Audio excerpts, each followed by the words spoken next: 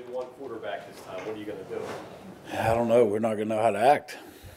So, no, and this quarterback is obviously he creates issues. He's a runner, extends plays, tough, can throw the ball. So he's a lot like the kid we faced a couple weeks ago. And Hurd is another big physical receiver that you got to deal with. Yep. Yeah, him and the Mims kid both are big kids, so they can run. They're athletic. If you leave them one-on-one, I mean, they're going to hurt you. So we have to do a good job of always knowing where they're at. Yeah, and the one thing about it is you can't just concentrate on them and try to double cover them because their run game will get you. So, we have to do a good job of mixing up pressure, showing pressure, not bringing it, dropping 8, getting hands on receivers early. Is this another game where you've had to kind of remind you guys not to leave their feet on the pump fake? Yeah, hell, I guess I'm going to tell them something different because that didn't work, obviously, last week. So I don't know what – yeah, it was bad. Speaking of Jalen Hurd, obviously he was a running back turned receiver, but he played running back a few snaps against Texas, especially in the I formation. How much do you guys prepare for that? What a bunch. We're, and Coach Rule does a great job. His past, he wants to be a physical guy. He's an O-line guy at heart, coached it a long time. And they can get big and smash you and put him back at tailback. So they do a really good job with their package with that. They bring an extra O-lineman in, a tight end number, and they try to get big on you. They go tight end wing and 1 wide out and 2 backs, and it's old school football. So it's actually fun to watch. Brewer heard you just sort of running around and making plays last year's same style from him this year? Yeah, I think he's a little more in control of the offense right now and playing within the system. But he does a really, really good job, and they do a really good job of moving the sticks on third down. They're one of the best teams in the country at doing that, and that's all because of him. Because if you covering guys downfield, he's going to take off on you. So he will keep plays alive, and we have to be careful too of not coming off guys too early because he can still throw it. So, but he's dangerous. It used to be that you would pay attention to sacks by a defensive lineman. I think today that's not quite as big a deal possibly. How do you judge defensive linemen and what makes them good? Well, I think the number one thing is, and we always talk about the number one thing for us is stopping the run with those guys. So when we measure them as how productive they are, and what we're looking for is control the line of scrimmage first. And then obviously if they have the ability to get after the quarterback, we try to get them in one-on-one situations and get them on edges to create pressure. It's a little more difficult for us with 3 down. So we do some different things with our blitz packages to get more people than they can block at times. And then also we could bring 4 or 5 and try to get one-on-one matchups. But yeah, I think the biggest thing for us is we want the ball out quick when we pressure, and I think teams know that we're going to pressure, so we don't have a lot of opportunities. Quarterbacks don't hold the ball as long. Does it matter how much havoc they cause in the backfield as far as not necessarily getting sacked, but at least, Yeah,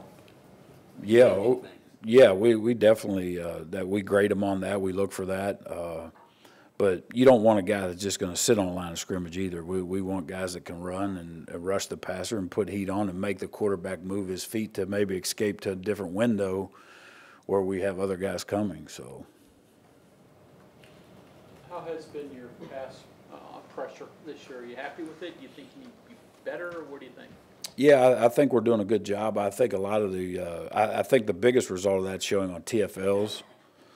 I think we're still top 5 in the country with TFLs, and a lot of that has to do with disruptive D linemen right now, but some of it has to do with pressuring. Last week, however long ago, 10 days ago at Iowa State, it was okay. Not great. I thought their quarterback did a really good job of standing in the pocket when we did bring pressure and taking hits and delivering the ball. But at certain points, you know, in that game, it wasn't as good as it's been. We weren't affecting that quarterback. So, and if you're not going to be able to do that, I'm not going to put our guys in coverage one-on-one against a 6'6" kid. And so. How are they moving around this day? I know you were getting kind of beat down a little bit. Were they fresh with their legs back? Were you seeing the zip that you saw earlier Yeah, this year? From them? actually, last Tuesday we had our first practice after the game. We gave them a couple days. Watched a lot of film on Sunday. Monday was their day off. Tuesday brought them in and thought we were really good then. Wednesday had a good physical practice, and then we hit the road recruiting for a couple days. And last night they had some pep in their step, so they look fast. Hey, Tony, their personnel on offense is, I mean, Hurt's different, but it's largely the same, but their numbers are way up across the board. And they do some stuff that's not explosive or you wouldn't think would do that. Any explanation? Are they just a year better, or are they doing new things that are? Yeah, I just think that they're a year better. I think their quarterback makes them go.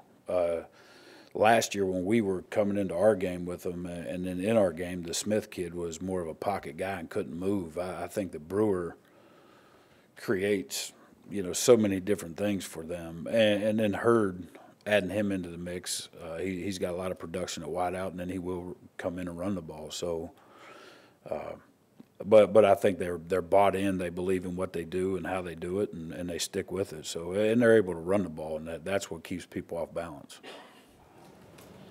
Starting into this, do you see any remnants of what Riles did, or has Rule moved on? No, it's totally different. Totally different. Yeah. You talked about tackling and shedding blocks being big issues against Iowa State. With the practice rules, what they are, what do you do with those points of emphasis to get them better when you're limited in how physically? Well, the biggest thing, and if you look, I think we had 31 missed tackles in the game the other night, which is ridiculous. I don't know if you could take 2 games, but prior to that, we had 31 total. But I think some of that, we were just on the ground too much. Now, what caused that? Was it grass, wet grass? Was it their backs were that good? Our guys couldn't stay on their feet. We couldn't get off blocks.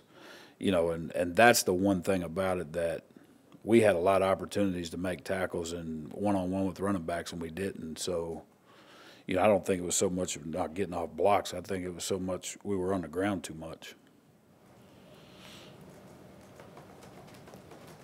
You've had some bounce back moments within games this year, right? Good halves, good quarters.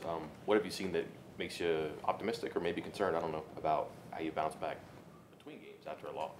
Yeah, well, being the first one, the first loss of the year. But you've been in this business long enough, and kids are resilient. After we got back and we watched the film on Sunday and put it to bed, they came in Tuesday ready to go. So we have to do a great job as a coaching staff and not let that game beat us 2 times. So our kids got to come out and play. It's not like Baylor's going to roll in here and say, all right, you guys beat up on us. We're going to take their best shot. You were part of a lot of, weeknight games, obviously, in the previous staff. Do you like weeknight games? Do you feel like that atmosphere is special, different, or the same as Saturday? Yeah, I think if we fill this stadium up and it gets going and we give the fans something to cheer about, I think it'll be great. But, the first thing is we got to fill it up, and the second thing is we have to do our job and do our part. But I love the primetime games, 7 o'clock and 7:30, and let our kids kind of be the focus of college football that night. And I think that put us on the map in 2002, 2003. I think we were America's team at that point. We played, it seemed like, every other Thursday. What's your fondest memory of those? Virginia Tech, Brian King's interception. So that was a Wednesday night, too. Same difference. Yeah. Do you believe that overall the incentive of the minor side has made the boys play a little harder? No, I don't think it made them play. But since we've broken it out, we've had some turnovers, so it's been a good thing, I guess. But I think they're excited. Once it happens, there may be a little incentive there, but I don't think it wants them to make an interception any more than they did before we broke it out. Last year, Baylor was the worst team in the Big 12 in terms of scoring touchdowns once they reached the red zone. This year, now they're one of the best. What's changed from what you've seen Yeah, they got big wideouts. You know, last year you could concentrate on Mims and double cover him and do some things, and now with Hurd, he's a threat down there, and then also with the running quarterback. Again, Smith was not a runner, their quarterback a year ago. So I think all that, and then I think they're able to run the ball a lot better than they were a year ago as well.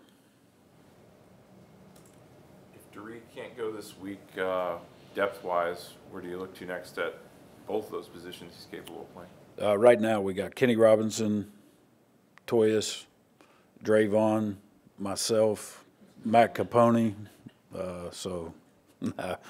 We have Bonamico.